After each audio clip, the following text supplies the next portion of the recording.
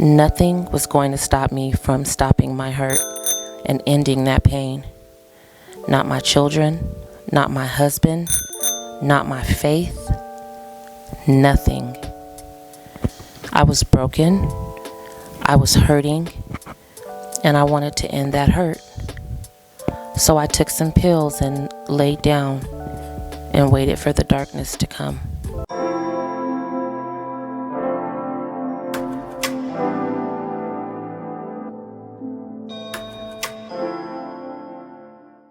Welcome to my channel. I am Fronten'a, and today I want to share a little bit about my journey with mental health, how I ended up here, and why I started my channel.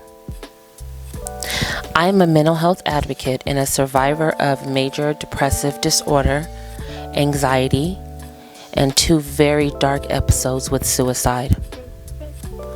My battle started in high school and still persists to this very day.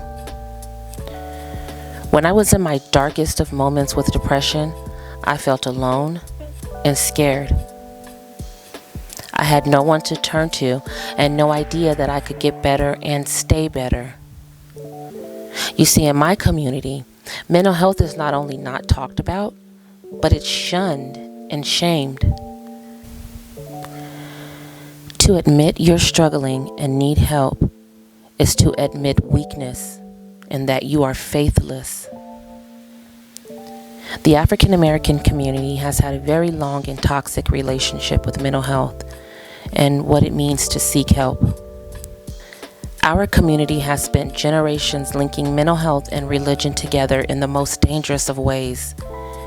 And this generational habit has been going on for so long that it seems almost impossible to separate the two.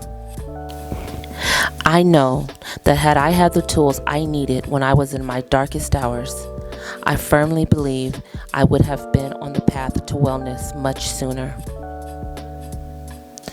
The number of lives lost in my community to this very treatable illness is astounding. So I have decided to dedicate my life to my new mission of sharing my story and experiences to bring awareness, strength, and resources to anyone who needs it. I didn't have anyone to fight for or with me when I needed it most. And I never want anyone else to feel that. Please consider becoming the best part of my village. I know you will find so much value in my channel, and I know we can be of great support for each other. If you or someone you love is struggling with depression, I have left some resources in the description box below. To the victims of the Uvalde school shootings, your local officials have provided an abundance of resources. I have listed some of those mental health resources for you and anyone else who was affected by this terrible tragedy. My thoughts and prayers are with you. Remember that you are loved. You are needed. I am here.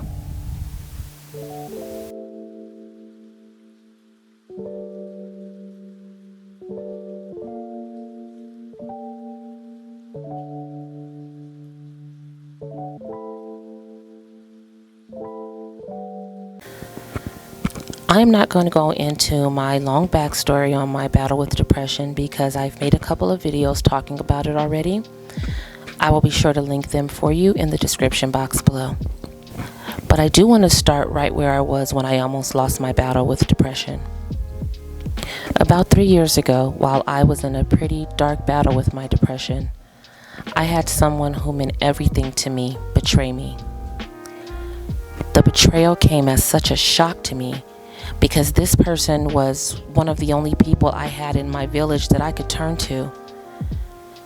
I speak a lot of my village having no elders because you see, every person is born into a community of people that are supposed to be a part of your upbringing. They are supposed to guide you, support you, and protect you. And for the most part, I didn't have that. I had one elder and only one. and my elder broke my heart. The hurt of feeling like I had only this one person and now I didn't even have her was more than I could bear. I felt alone. I felt like I have no one in this world to protect me. Now understand, I am married and my husband is definitely a safe space for me. But the protection that I lost was a protection that only an elder can supply. Most people have a slew of people in their village, but I had one, just that one. And suddenly I had none. In one instance, my entire world went dark.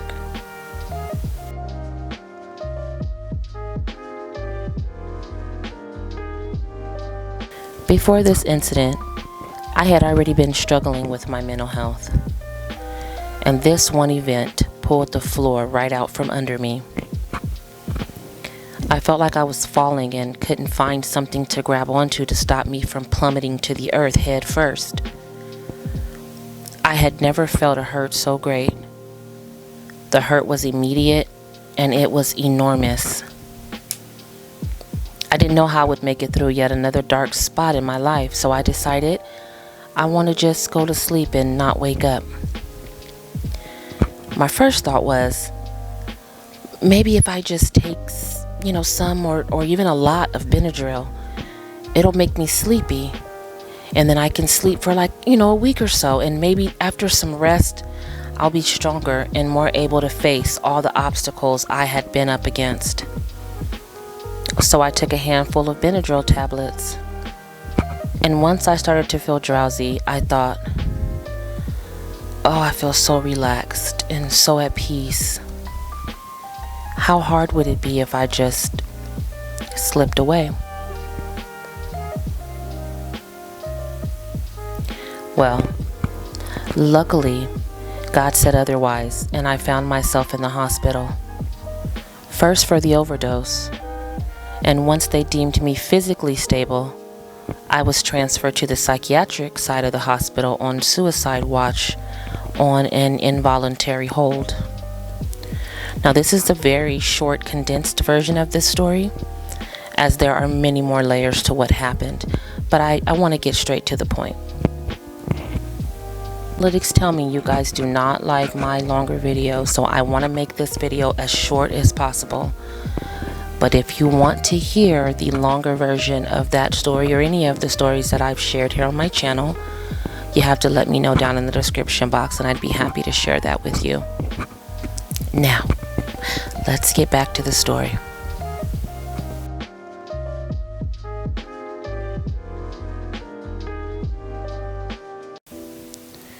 The first couple of days in the hospital was a blur. I don't remember much other than sleeping. I literally slept for no less than 2 entire days, only waking up to use the bathroom and take the antidepressants they were giving me. On the third day is when I started to kind of come out of that fog a little bit, and it was the day where I started to understand where I was and why I was here. I tried to end my life, and now I'm here. So what now? I didn't want to face my family. I didn't want to have to explain what happened. So I started the narrative of, I just wanted to sleep a little bit better. And for a while, I actually did believe that. It wasn't until the doctor had me face the fact that you don't take the amount of medication that I took if you just wanted more sleep. I was sitting in this tiny room with nothing but a notepad and a crayon. So I came out of the room with the nurse's station facing right in front of me and asked the lady at the desk for a pen or a pencil. I wanted to journal, but I couldn't journal with a crayon. And she responded, "You're not allowed to have a pencil. We can only give you crayons for your safety." So I went back to my room and began to journal using a dull orange crayon. Now normally I can pour my heart out on paper, but I couldn't this time. I had nothing to say to myself. I was in this hospital because of me, so why am I going to talk to me about it? So I then laid back down on my back, staring up at the ceiling. Just like clockwork, someone would come into the room and ask me if I wanted to go to group or come out of my room to do some activities. And my answer would always be, no, I just want to go to sleep.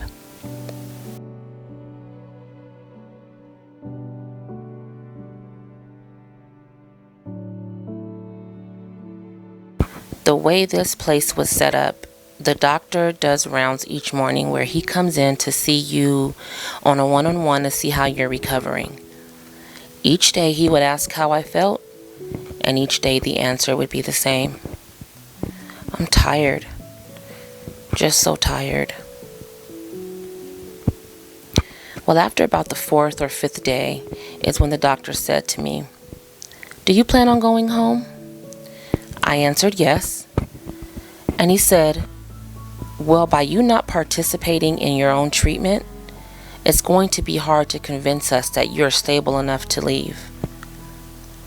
So in my head, once the doctor left the room, I decided, okay, fine. I'll do your little funky activities and go and sit in a little circle. Now, I didn't even know if they really sat in a circle during group, but that's the way it looked in my head. The first activity I did was stringing some beads on a piece of braided cord of some sort and made myself a bracelet. Another time I came out of my room, I sat my fully grown behind at a table and I colored. I remember thinking, how in the hell is coloring going to help me feel better? But I just kept on coloring because I wanted to go home. I finished the rest of the day doing what they asked me to do with the hopes that when the next morning and the doctor came in to see me when he did his rounds, he would see that I did all the things and then he would let me go home.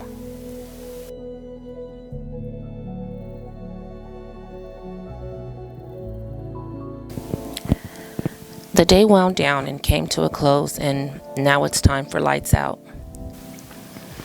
I really didn't like lights out, but I was excited because I was thinking to myself, this will be my last night in this place. When I wake up in the morning, I'm going home. See, lights out was not pleasant because at night when they say lights out, oh, believe you me, they mean it. All them lights is going out, and I mean going out. It becomes pitch black darkness everywhere except the nurse's station. So I could either sleep in this strange dark place and feel afraid,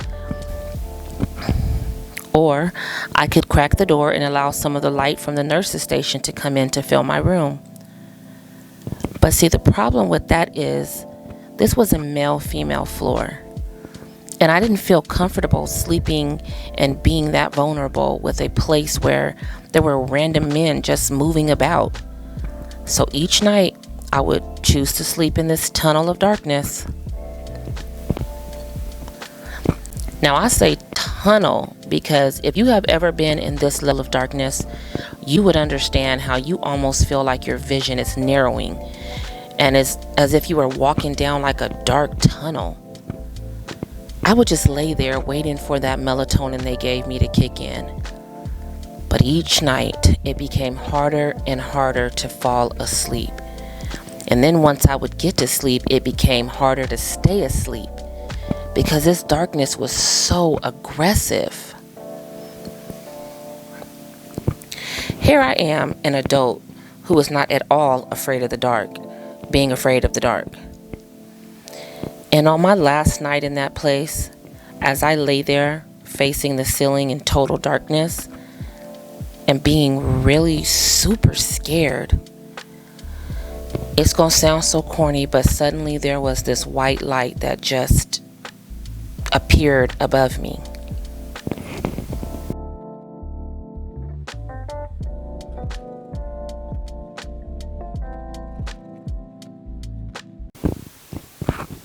I laid there on my back looking at this white light and feeling like, where is this freaking light coming from? And then just as suddenly as the light appeared, I started to feel like warm. Like a warmth I can't even explain. I often compare it to like slipping into a warm bath. I felt no more fear. I felt relaxed and comforted, and I didn't even know why. Then I had this feeling of great emotion, and I began to cry. Not crying for the reasons that I had been, but just crying. I had never felt this feeling before. I felt safe and loved, and in an instant, I realized God had scooped me up into his arms. I cried and I cried and I cried. I poured it all out into God's hands, and once I had finally stopped crying, it was like I felt better, like the tears were cleansing. I knew in that moment that God was letting me know that he was with me, and whether I had an elder in my village or not, it didn't matter because I had him. And what better love is there than the love of God? Like out of nowhere, it was like God allowed me to put my heart into his hands, and he took those broken pieces and left me with something new and better.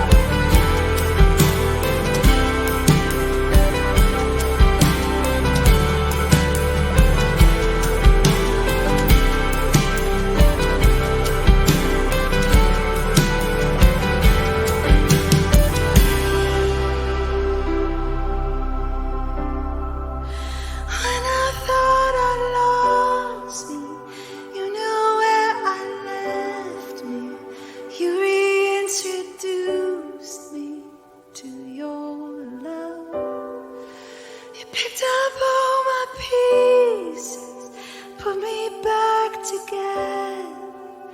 You are the defender of my heart.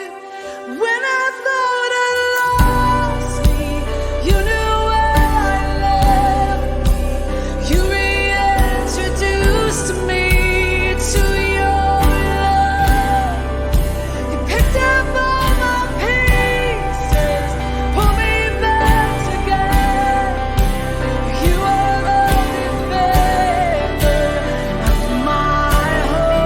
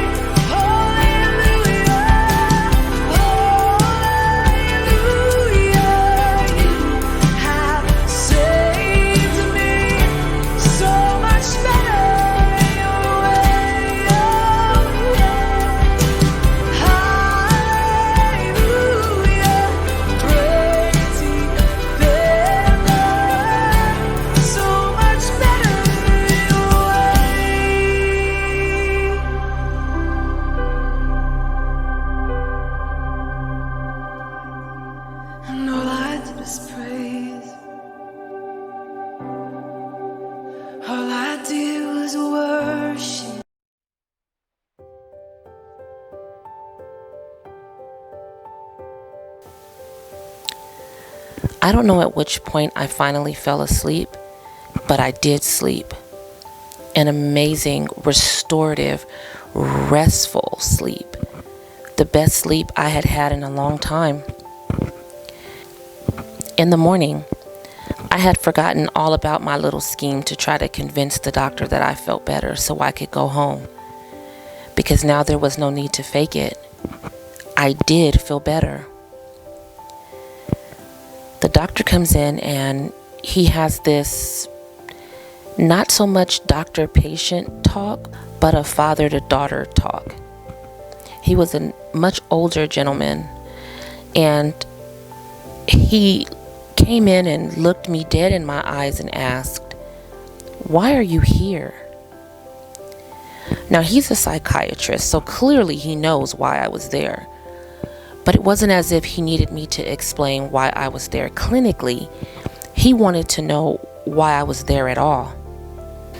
I started to tell him all about the things that I had been facing. I talked about the event that led me to be there, and then I looked away and back at him, and he said, "You just needed to rest. And now you seem rested."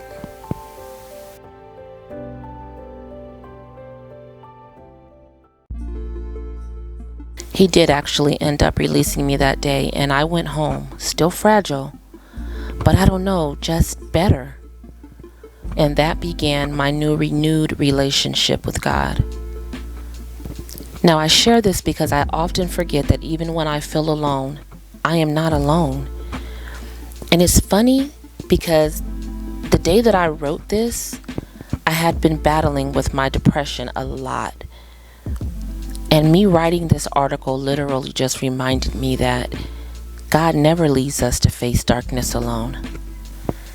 God is light, and He can be the light you need to help you get through another day. I had a really good cry yesterday. I sat in my car crying it out and telling God, I'm ready. Like, I'm ready. God, I'm ready. And I know He heard my cries. Sometimes I forget how faithful God is when things are not going right. But in this very moment, I was reminded of all the times that He took me out of the darkest places. It's like, sis, why you act like you don't know who God is and what He can do? Lean on Him. Trust in Him. And in those moments when you struggle to pray, just cry it out and give it to God and let Him work.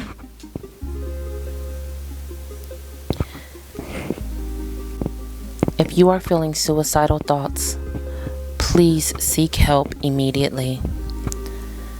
I always have resources linked in my description box as well as on my website. Please use them. Be mindful of how you allow others to handle you, and forgive yourself for how you've handled you. Please consider becoming a part of my village. I think you'll like it here. Until next time. Since you're already here, you might as well watch another video. I'll just put it right here for you. It's right here. Just one little click. Go ahead. So we can be together longer, okay? All right, I'll see you in the next one. Bye.